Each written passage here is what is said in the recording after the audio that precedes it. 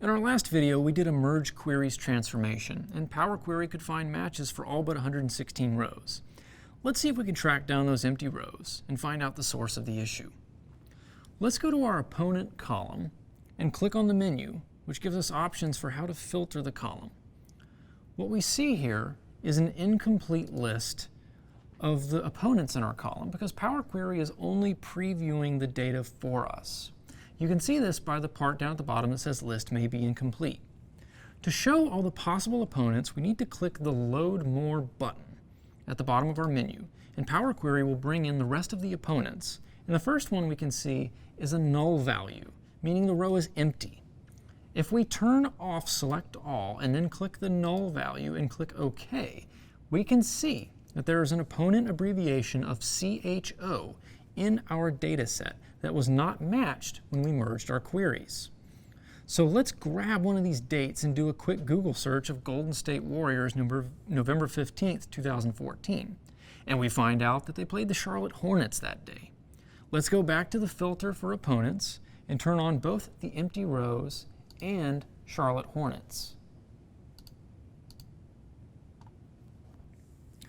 We can now see that whoever supplied this data set mistakenly coded the Hornets with abbreviations of CHA and CHO. Again, we found some messy data. It happens. Fortunately, Power Query is here to the rescue once more, and we have the ability to clean it up. Before we go any further, remember that our filtering on this column has added a step named Filtered Rows to our recipe. So let's go over there and delete that step by clicking on the red X so we can undo that filter. Next, let's use our recipe to take a trip back in time to just before we merged our two queries together. Click on the Renamed Columns step right before Merged Queries. And you can see that we're now viewing the data as it existed before we combined our two tables. We're going to replace the incorrect CHO values with CHA. Right-click on the opponent abbreviation column and select Replace Values from the menu. The first thing that's going to happen is that Power Query is going to display a window asking you if you really want to insert a step in the middle of your recipe, and warning you that doing this could potentially break future steps in your query. This is a crucial warning.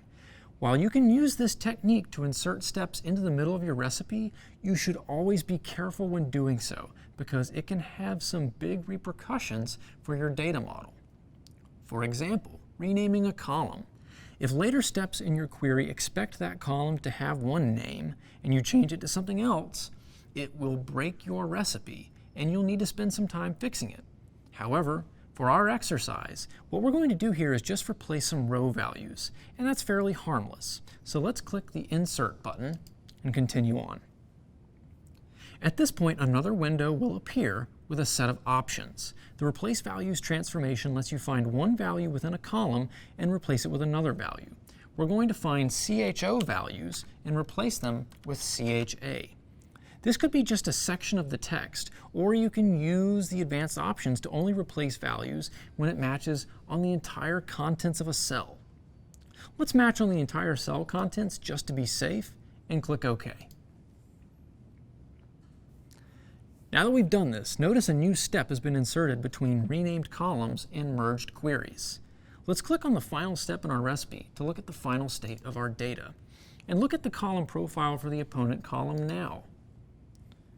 Notice how our number of empty rows went from 116 to 0.